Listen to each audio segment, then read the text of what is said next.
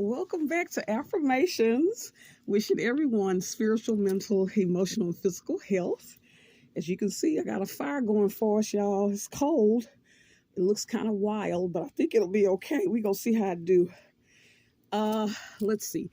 Those of you who are returning, I appreciate it. Thank you so much for my subscribers. Thank you for my new subscribers, as well as those who are just swinging through. I really appreciate your support. Please like, share, and subscribe, and hit the notification bell so you know when I post. And we're going to get started with our saying. Death and life are in the power of the tongue, and they that love it shall eat the fruit thereof. Are you feeding yourself fresh or rotten fruit? I'm hoping that it's fresh. I always wanted to mind the words that we speak to ourselves, as well as the self-talk that we do, and words we speak aloud, as well as discussions that we have about others.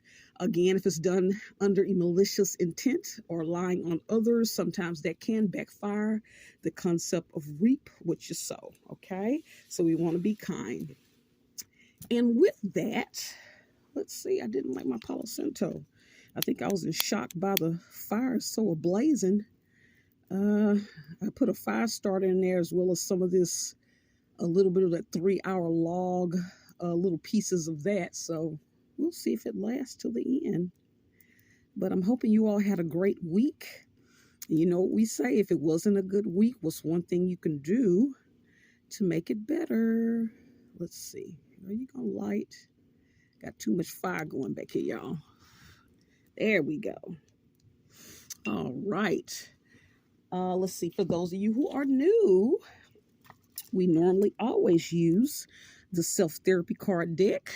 Normally I use them for clients that's completed therapy goals, but in this case we're using it to focus on the healing of our people, the descendants of slaves, to look at certain topics that we still struggle with. So once we know better, we can do better. And also, too, encouraging those, I don't have the book back here with me now, to look into and to get the book called Post-Traumatic Slave Syndrome by Dr. Joyce DeGury. Very important book where it looks at how we're still being affected today throughout the years, and even today from things we struggled with from slavery, okay? So with that, we are going to, let's see, grab the stones, okay? We're going to see which one we get this week. Let's see if I can reach these. Come on. All right, let's see what we're getting. Normally we tend to get the same cards, y'all, so let's see if we can get something different today. It's been cold, guys. I hope you all stay warm during that that winter storm. Out here, it gets cold, you know. And one of the things I've talked to people about, that I live on the land, and one of the things, you know, I have a tiny home, or what you call a dry home. Dry homes is when you actually have to import your water in and out, literally like a little house on the prairie. Yes, I do. And one of the things of, you know, always trying to figure out what we're going to do, plumbing or not. But once they had that Arctic freeze that year and pipes were busting and those types of things, I'm skittish, and I've gotten so used to fetching pills of water that I'm in dilemma if I'm going to commit to that or not. Interesting. One of the things too, you know, I was like, oh, you know, when you first start, you know, getting the water, you're like, oh, this is too much. And then eventually you start seeing the beauty in it. You know, your 5-gallon buckets, and you start understanding that, well, again, for every negative, there's a positive. Well, when I'm out here lifting this 5-gallon bucket of water, that's about 40 pounds. So that's exercise. So I'm getting my muscle workout, guys. As well as the something very beautiful in the ritual of actually getting your water and having to go get it. It definitely creates appreciation, you know. And so it just, you know, just kind of reminds you of how amazing it is that that we have these resources that the Most High has provided to us, okay? But I am hoping you all were safe during that kind of winter storm, okay? All right, let's see what we get. Okay, let's see what we're going to get. Let's do this. Okay, we got the rhodonite stone, which has to do with relationships. And we always talk about how rarely do we not get something about love, life, or relationships. But again, as it should be, our relationships were attacked during slavery. And so we still struggle with those topics today. So let's see what we're going to get. Okay. Let's see.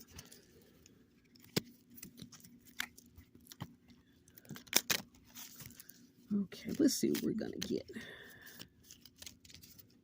Okay, there's something that popped out. Let's see what this says. I'm hoping it's focused. It says, have any of my close friends or family deeply hurt me?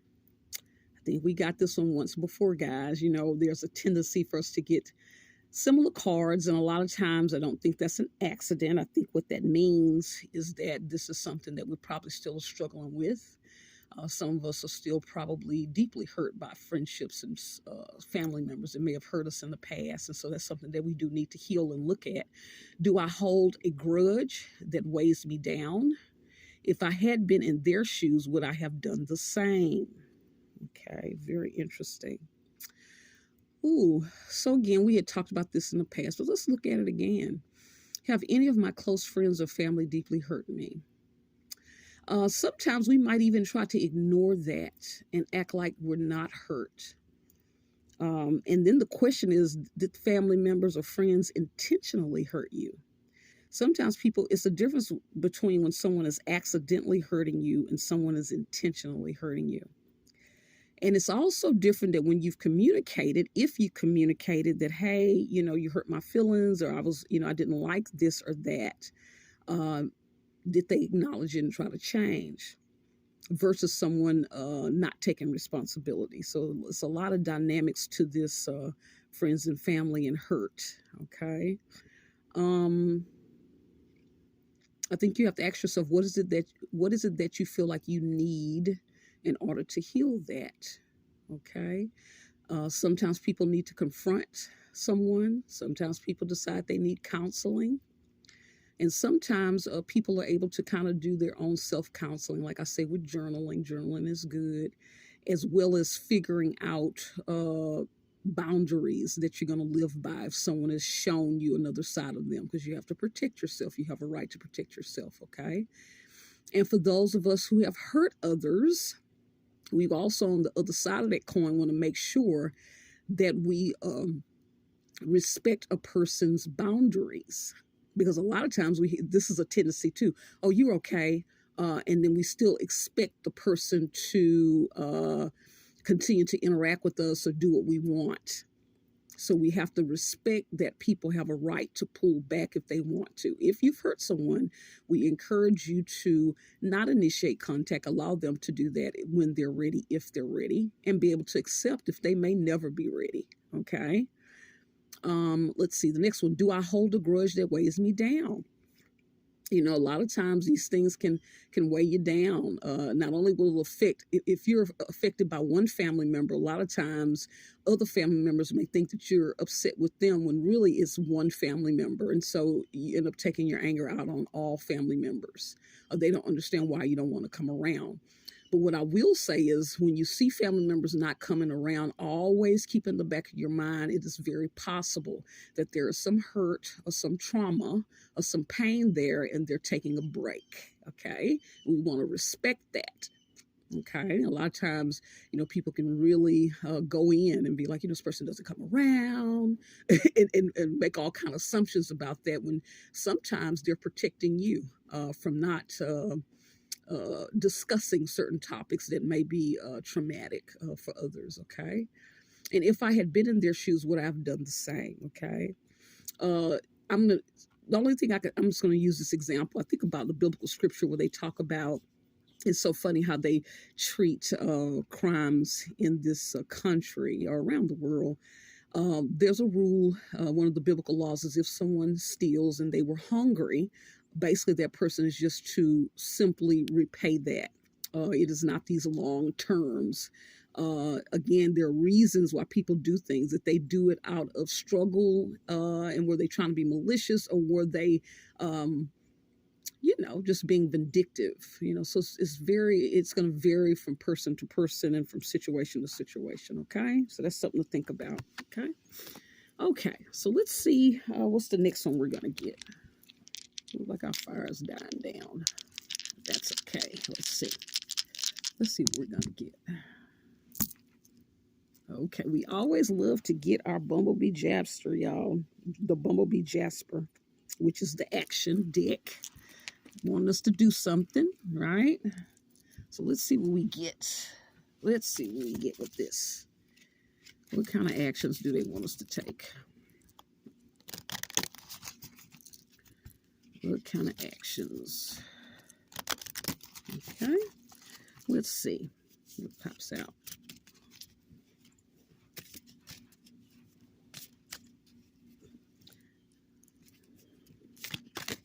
Okay, that one wants to pop. Okay. Okay, this is interesting. What is this talking about? This is saying long to-do lists are known to give people anxiety. For the next week, try making short to-do lists and only put 3 tasks on them at a time. Include the most important, time-sensitive ones, and see what a difference that makes in how you feel. I like that, guys. Ooh, I've been known to have a long to-do list, but the task this week, we're challenging ourselves to make shorter to-do lists. I think about some of us we do double duty as kind of mom and dad, and so those lists can be quite long, but we want to break them up. Again, it can increase anxiety, right? And anxiety looks different from different people. A lot of people are struggling with anxiety and you wouldn't even know it, and sometimes it doesn't manifest in a panic attack. It's different things of the way it can look, okay? And so we want to challenge ourselves to not overwhelm ourselves and to try this short to-do list with only 3 tasks, okay? With the most time-sensitive one or the most important one first, okay? In an order of most important to least important. Okay, it says, see what a difference it makes. It says halfway through the day, make a have-done list. I like that. It helps us feel good about ourselves, right? So we always want to acknowledge the small wins. We do so much as humans. We need to really pat ourselves on the back on all that we do to maintain ourselves and others. It's really amazing. So pat yourselves on the back, but do make sure you go back and acknowledge that you've completed, okay? All right. Let's see. So with that, we're going to go to the affirmation.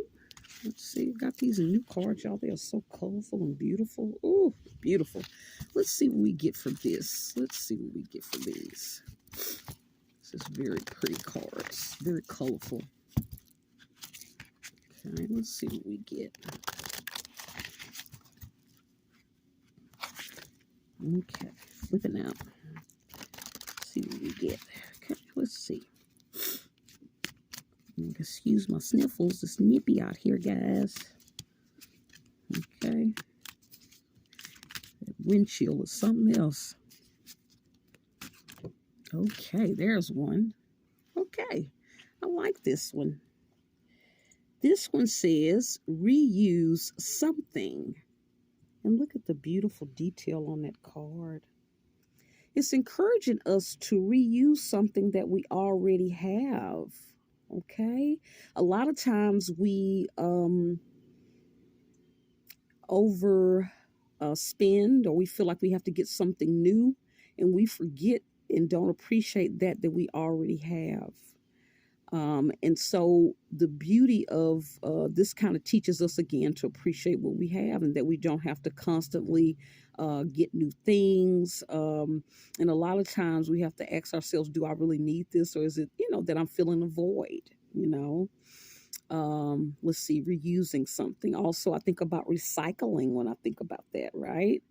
And, even regarding the earth, helping keeping waste down. I'm even just looking at this reuse. I'm trying to see what else can I get out of this,